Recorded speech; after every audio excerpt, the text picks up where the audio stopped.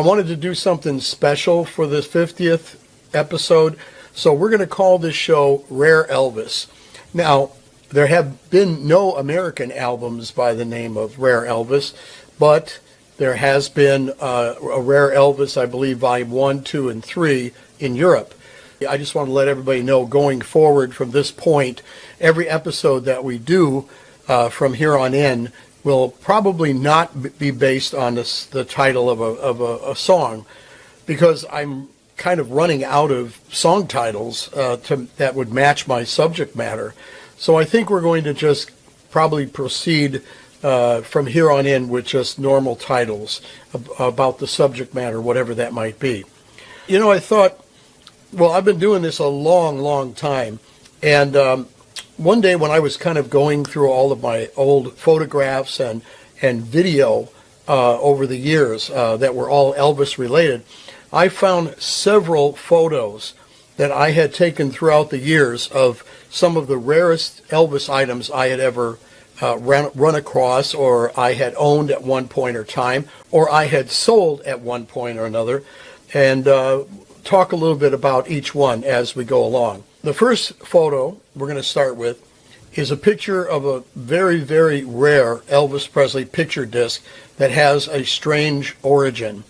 I bought it from a dealer in San Diego who had gotten it from Ed Banja, Elvis's photographer.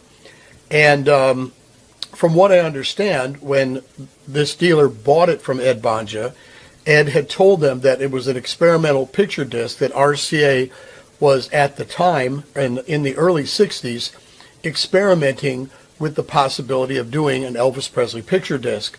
As you're looking at it, you'll see it's the cover of GI Blues. But what's weird about it is in the upper right-hand corner, it has the RCA lightning bolt logo, not Nipper, which would indicate that this cover, or this slick that they used for this picture disc, was obviously a foreign LP of some sort, whether it be Germany or UK or whatever the case might be. And this picture disc came inside a Loving You album, which was kind of strange because the Loving You album was an original 1957 pressing of Loving You, American, because you could see it has the RCA Victor logo at the top. The next thing I'm going to show you is a picture disc that I acquired, and I don't remember where or what year I acquired this, but this is the famous, what they call the Dancing Elvis picture disc, which is basically an Elvis Today album that they pressed, made a picture disc out of, and then of course the label says Memories from the Elvis Years, and very, very strange picture disc. I really don't recall how I got it. I believe I originally bought it in Texas at the Austin Record Show in the 90s, but it's really unique because, as you can see, there's pictures of Elvis in a circle, and I guess they call it the Dancing Elvis picture disc because when it spins, it looks like Elvis is dancing. I don't know. At least that's how it got nicknamed that. This is the flip side of the album, and the flip side has Elvis in the gold lame suit, a close-up of that shot, but that is the side B. Now here's another picture disc that I found. This one I found in Las Vegas, and I think this was a part of a bunch of experimental picture discs that were done using Legendary Performer Volume 2. When it's played, you can hear Legendary Performer Volume 2 on it. This is the front of the picture disc, and this is the back of the picture disc, which had nothing on it at all. It was just white. I mentioned this picture disc once before when I had found all those picture discs that Paul Lichter had done from the collection of Neil Spencer, and but this one was obviously not that one because they played two different things. Next we have an incredibly rare picture sleeve. It actually comes with the single Don't, and that's what came in the sleeve. I'm pretty sure it was a promotional thing, and this was sent out to radio stations, a promo for Elvis Sales, the EP. It actually opens up, and you can see the description of the running times on the EP. This was a single that I picked up in the 90s, and I had mentioned this before when I did my show about autographs. This is an autograph in pencil that a woman was trying to sell to Graceland at the time, and for some reason Graceland didn't want it, and another dealer, a friend of mine, picked it up and showed it to me and said, "Are you interested in it?" And he was only concerned in, getting more than what he paid for it, so I gladly gave him, I don't know what it was, a couple $100, I don't know. And then, of course, I ended up selling it for much more than that. But this was the very first Elvis Presley autograph that I ever had, and it was so cool because the woman who the dealer had got it from said that she had gotten it at the gates of Graceland, I believe, and had Elvis Presley sign it with a pencil. Next, we have another autograph, which, again, was very exciting to get my hands on, and I believe now is owned by a gentleman named Frank Vacanti who lives in San Francisco. And if he's watching, he'll recognize this. I also showed this on my autograph show, but this is a autograph. It says, "Thanks, Elvis Presley." Elvis signed it real quick. And, of course, this is a EP from Australia. And the story behind this is I got it from a man who lived in Pittsburgh who is no longer with us. But he had Elvis sign this because he was working security at a concert. And he showed it to Elvis and asked Elvis to sign it. And according to him, Elvis was very, very surprised to see this because he had not seen an Australian EP before, particularly not this one. And he asked him to sign it, so he kind of squeezed his autograph in the middle. And this is the story that the guy I bought it from told me. But anyway, this was incredibly cool, and I was very excited when I got it. I hung on to this for quite some time in my own collection, and then, as I said, ended up selling it.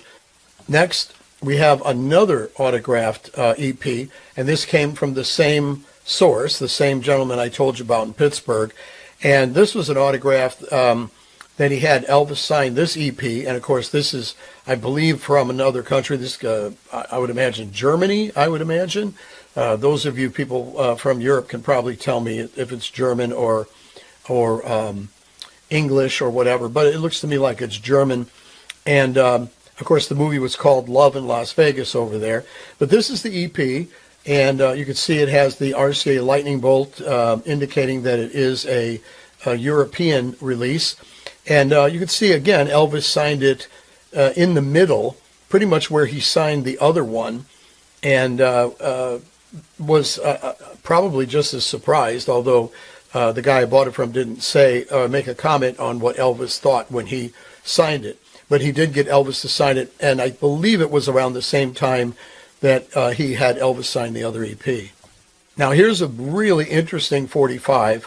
And this picture was given to me by Gary Brown of Tennessee, a collector, who just kind of blew my mind when he showed it to me, because I remember he came in a show, and it was in the 90s, and he said, have you ever seen this before?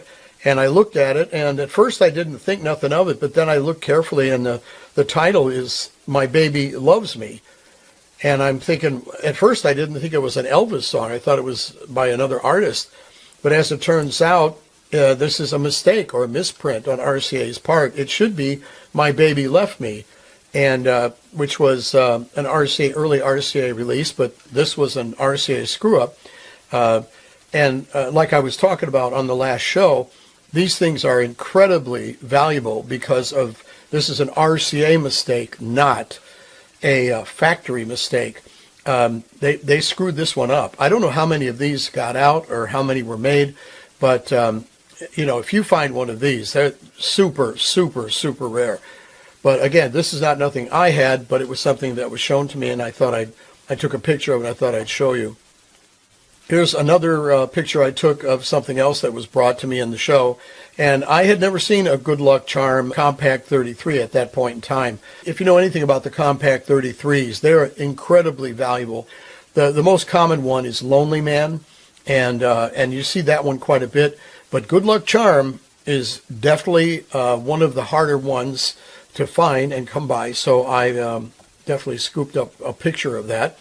Then the next thing here, it was funny because on Facebook somebody had posted this asking about its authenticity and what it was for, and I remember, I think this was Gary Brown, I'm not 100% sure, but I remember somebody showed me this and I thought it was cool. Either I took a picture of it or it was scanned. It's a promotional sleeve, but you can see it says Rockaway, New Jersey, and it's from 1957. And obviously it was shipped to somebody in Pittsburgh. It's very hard to find it in really good shape. This one is in incredible shape, but you could tell it does have some wear to it on the edges and everything. The Teddy Bear and Loving You single went inside this mailer that was sent to radio stations. Here we have EPA 994. This is an EP that was shown to me years ago, and it had this really cool sticker on the front that says, with the compliments of your hosts, RCA Foreman, Industrial Management Club of Greater Camden, October 17th, 1957. And this is the back of the EP. And you can see it's strictly Elvis. You know, the EP itself was like brand new, and they just stuck the sticker on the front of it.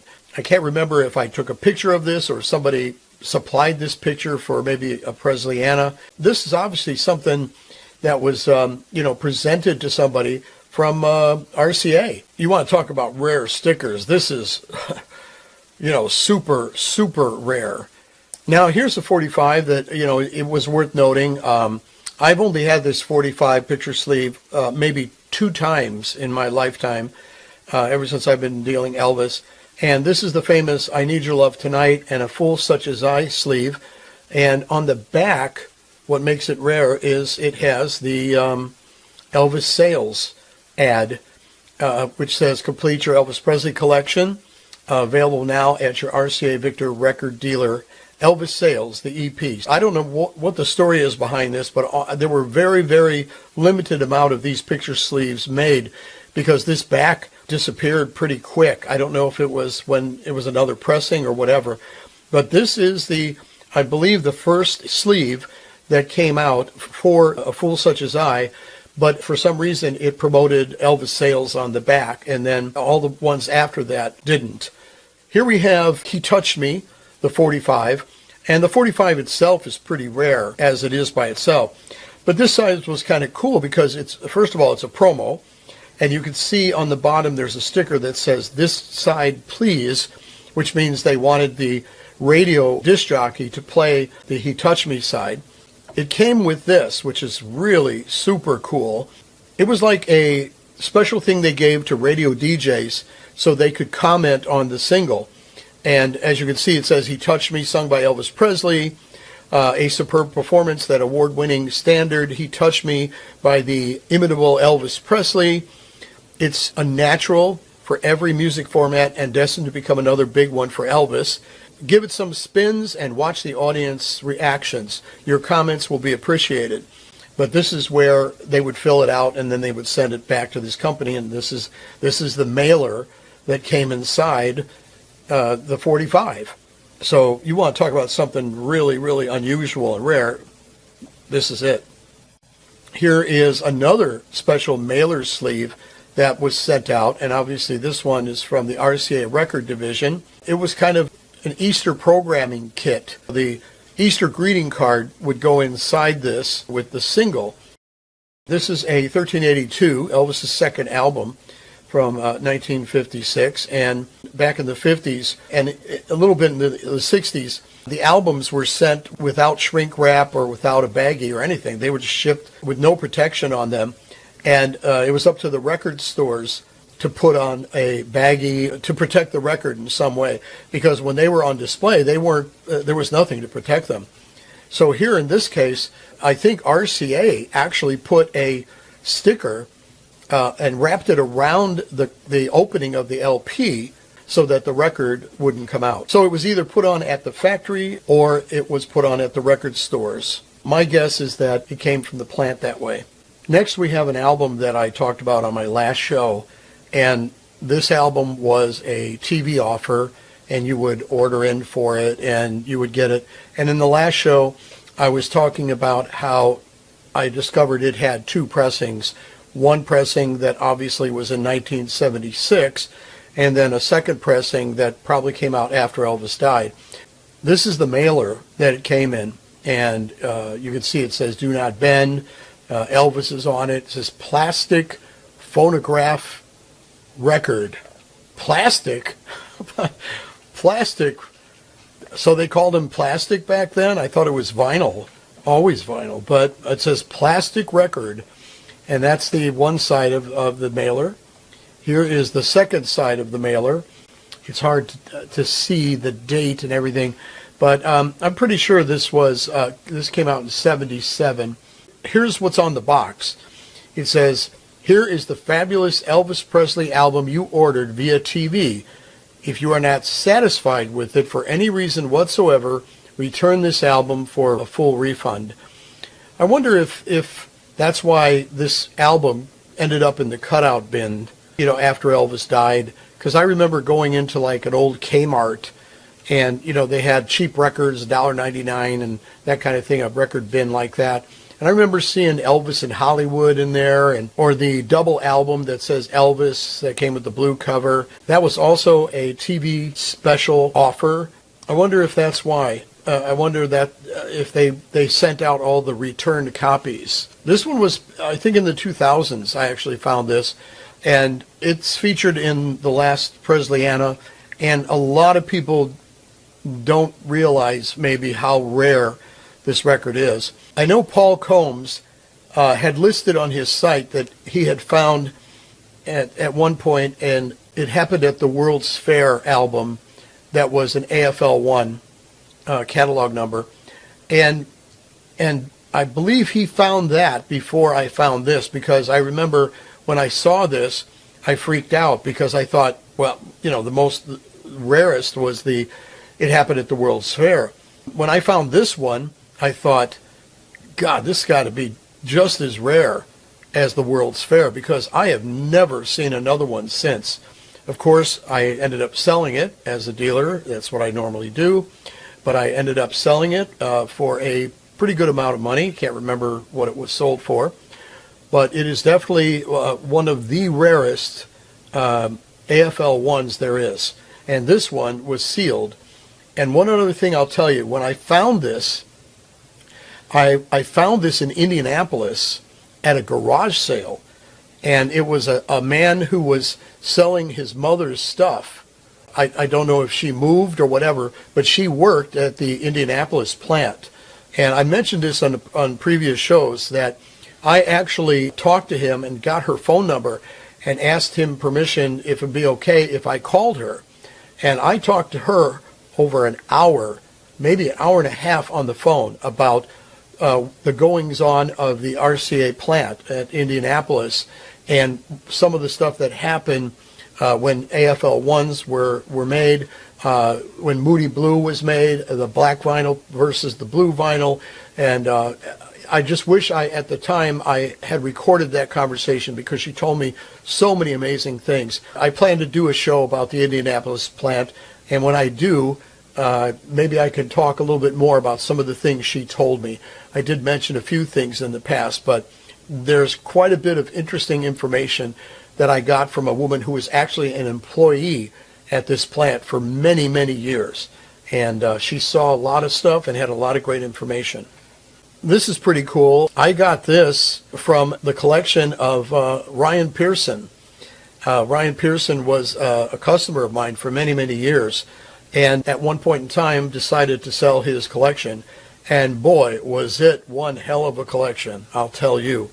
I saw stuff in that collection that I've never seen, and I have a few other things here I'm going to show you from that collection. But this was in there. This is also featured in Presleyiana, and it's interesting because it's a sticker that went on the album, on the shrink wrap of the Double Trouble reissue album. I don't know if it was on the actual Orange Rigid. I guess it could have been. But if you look at it, it's basically just a special announcement sticker that may have been put on at the factory, and I think it was. I doubt very much that this was put on by record stores in general. But it was an announcement saying that they were going to discontinue Menorals. And this was just prior to, I believe, Clambake and Speedway. So this was the first announcement that RCA had made that the Menorals were going bye-bye. and that this was going to be what, that they were going to go with nothing but stereo copies. So this sticker, in many ways, is historic as to how the monorals were phased out. And as you can see, it says, special announcement to record buyers, this record is no longer available in mono. It's kind of funny how they call it mono when it was actually monaural. But it's interesting, too. They said this stereo record, which costs no more than mono, is guaranteed to play on your mono phonograph with complete satisfaction. I think that's kind of funny because it's almost like they were worried that the people that were buying the monorals at the time, they were going to lose sales because of that. They were just guaranteeing that if they bought the stereos would play just as good as the monos. Little did they know that, if you had a stereo to begin with, of course it's going to play better. It's going to sound better than the monos. Very, very interesting sticker. Now this sticker here is incredible. I found this record in Los Angeles at a record store, and I was looking through all of this guy's Elvis stuff and everything, and I had bought a pile of records, and I can't remember how it happened, but I mentioned something about one of the records I was buying was for the sticker, and he said, would you like to see probably one of the rarest stickers there are? What am I going to say? No? I said, sure. So he went in the back room and he brought this album out. At first I looked at it and I thought, what the hell is this? And, I read the sticker and it said, a special gift for you and from your friends at the Hilton Hotel. And the guy proceeded to tell me that he bought it or got it somehow from an RCA executive who attended a convention in, I think, either 73 or 74 prior to the airing of Aloha from Hawaii. And I think he even said that the RCA executive told him that the record was in the hotel room. So when you checked in, this record was sitting in the room, and you got it as a compliment from the hotel. He wanted a lot of money for it. I was able to talk him down just a little bit, but not much. It was a very, very expensive buy for me, but it was well worth it. This was bought back in, I think it was the 2000s. So incredibly rare sticker, and one that wasn't necessarily an RCA factory sticker, but nonetheless a very important one because it did have something to do with the Hilton, and it was for RCA executives. Johnny B had this album, and I remember thinking it was so unique I wanted to take a picture of it before he sold it. It says, Season's Greetings, Elvis and the Colonel, and I would imagine this was given away at the Hilton at one of the holiday performances. That's what I would guess. Whatever the case might be, it is definitely a rare sticker. Maybe not as rare as the Aloha from Hawaii sticker, but still very rare. This here is probably one of the most controversial stickers that was ever placed on an RCA record. This is the infamous Return to Sender sticker that appears on an LSP black label dog near top of Girls, Girls, Girls. I found this sticker back in the 90s, and I had never seen it before. I bought this from the gentleman I had mentioned from Pittsburgh, who was a big Elvis fan, also worked security for Elvis Presley when he was in town. And he had about, 3-4 copies of it. And he offered it to me, and I went ahead and bought, I think I bought maybe 2 or 3 copies, I can't remember. But it was so unusual, the sticker. And I said, I asked him, I said, well, what is this from? And he said, well, I bought it from a store in Pittsburgh. And he said, I believe they put the sticker on the cover because Elvis sang Return to Sender at one of the concerts nearby. I don't know if it was in Pittsburgh or where he sang it. But he said because he sang Return to Sender, the distributor, not necessarily the record store, but the distributor placed these stickers on the album to help sell the album. This is what he said. He bought it at a record store and he's never seen it anywhere else but this one record store. You see it says, contains the hit Return to Sender. And what's confusing is down below, it does say RCA and LSP 2621. The catalog numbers were usually put on stickers so that the person who was putting the sticker on the album would match it to the catalog number on the album. So obviously this was put on LSP 2621, which is Girls, Girls, Girls, and then it says RCA. But what's weird is this BG at the bottom. I just don't know what that is. Maybe that's the record store. Maybe that's an abbreviation for the distribution company that made the sticker. I don't know how many of these exist. I know I had 3 copies at one time.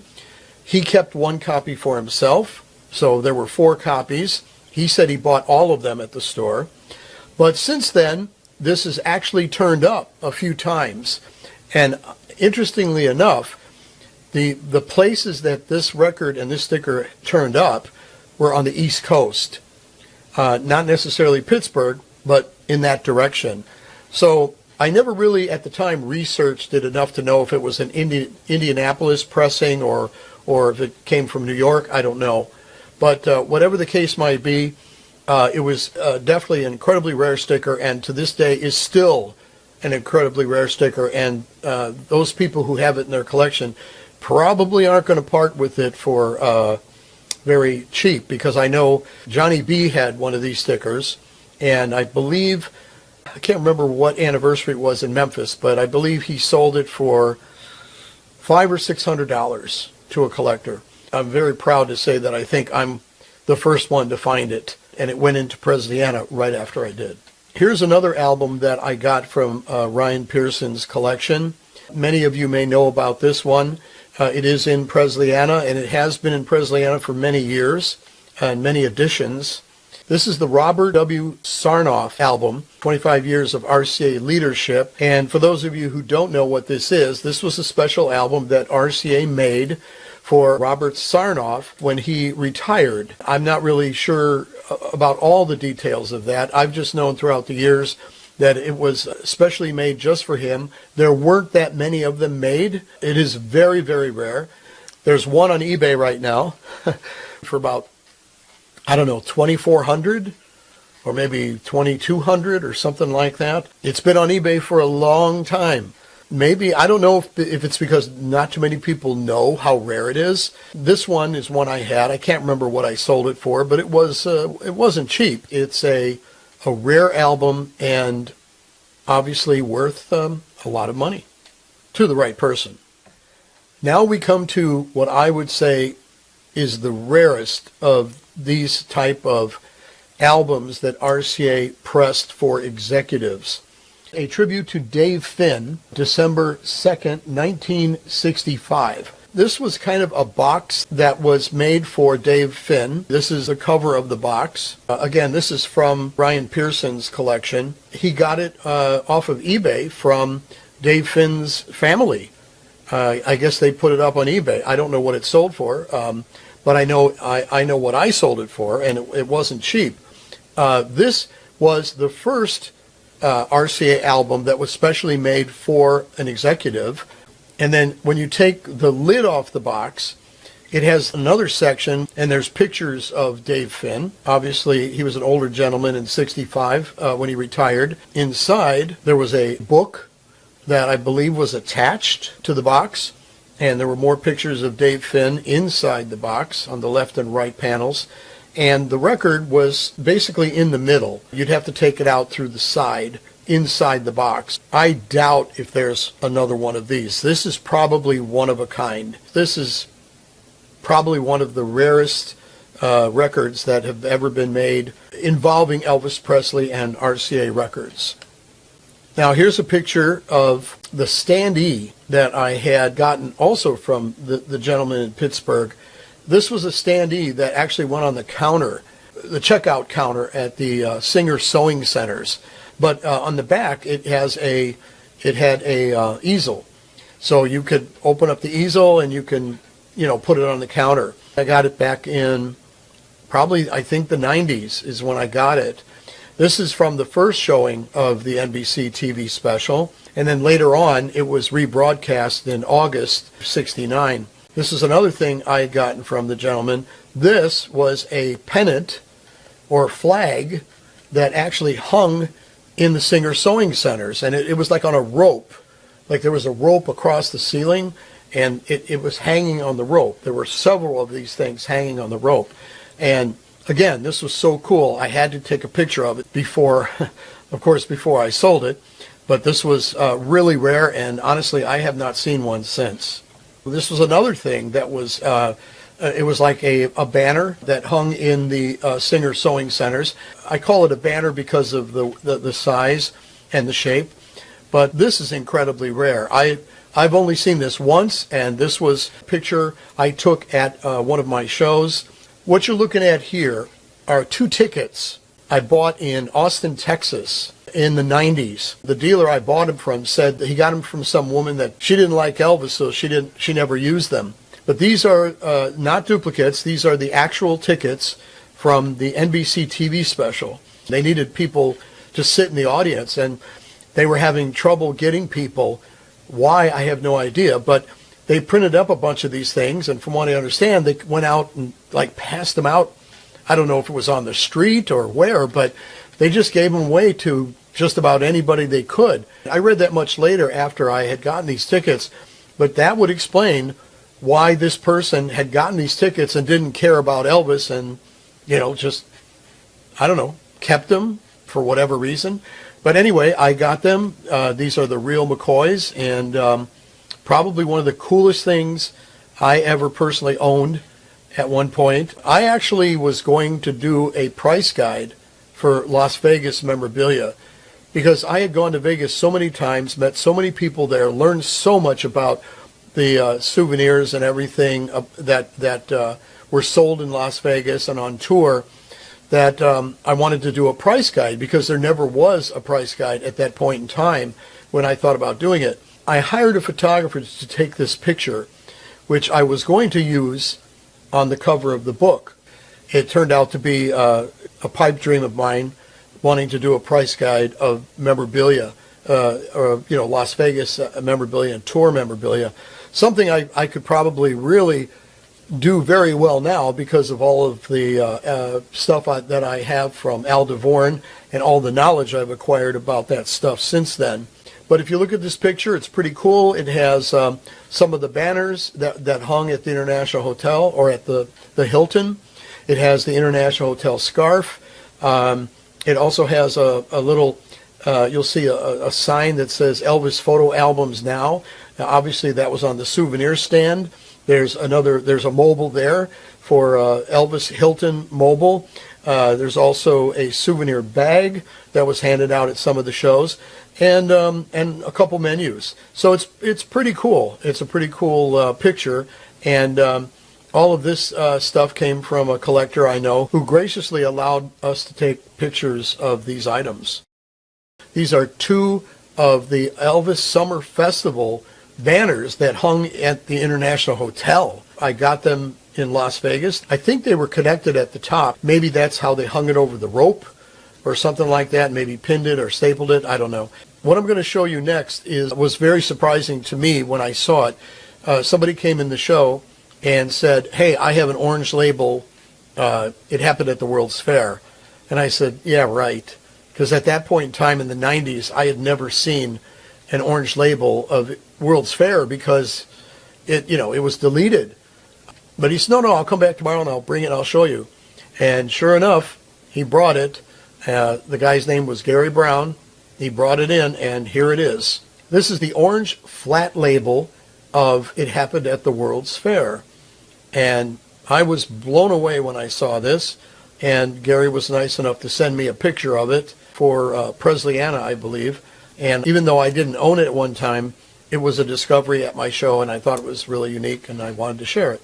I don't want to spend a lot of time on this, but probably one of the things I'm proudest of and most excited about ever finding and possessing at one time before I sold it was the original contract that Elvis signed on the site at the International Hotel when it was being built. It was basically a temporary contract, an agreement to agree that he signed when they were taking pictures for publicity purposes. One of the rarest things that I ever had in my possession that I kept for a while but did sell was that Las Vegas contract. I now want to talk about what I think is probably one of the absolute worst FTD sessions releases that I have ever listened to in my life. Why would you want to do the sessions of Elvis's worst album ever? And I know that'll get a lot of people pissed off, but I don't care. In my opinion, Harem Scarum sucks.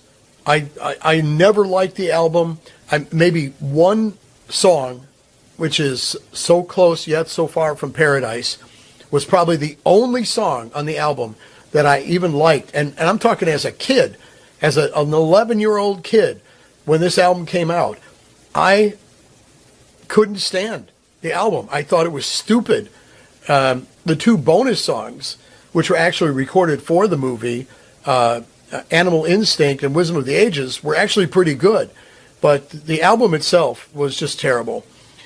That being said, I will compliment FTD on doing an excellent job of remastering Harem Scarum, the album, because the album was always a terrible mix to begin with. Elvis's voice drowned out everybody, and you could barely hear the vocals behind him or the music or the instruments, but FTD did do an excellent job of remastering those songs. They have never sounded this good. My problem is, why would you go to so much trouble to correct the music on such a terrible album? The songs are terrible. And I know a lot of people are going to like them, and if you do, God bless you. I'm glad you like them. But I'm a huge Elvis fan. I love his music. But let's face it, even Elvis recorded some terrible songs, and this has got to be one of the epitomes of it, because I cannot think of any other soundtrack that I hate as much as this one. So, I mean, do we really need, how many takes? Like 20-something takes of Shake That Tambourine? It's like, oh, I don't know. I'm sorry, folks. I know it's the 50th show and everything, and this has nothing to do with the subject matter, but I just got this thing. I just listened to it, and I just think it's a waste. It's not so much terrible, it's just a waste. They could have done Spin Out, maybe even Paradise Hawaiian Style. There's other movies they could have done, but they had to pick the worst soundtrack Elvis ever recorded. And go ahead, you can start arguing right down below how much you love this soundtrack, whatever, but that's the way I feel, and that's the way it is. So I want to thank everybody for watching the show. I'd also like to thank the person who made a comment on the last show, because I was complaining about subscribers. But he was saying, you know what, you have over 1,600 subscribers, and that's actually a lot. I don't know if he's talking about Elvis channels or what. After I read that comment, I said, you know what, you're right. I should be very, very honored and pleased and happy that I have over 1,600. I still would like more, but I'm very happy, and I appreciate all of you who watch the show. Thank you very much for being here. We're just going to move forward and continue to bring you more shows about Elvis and collecting the king. Thank you, and I'm out of here.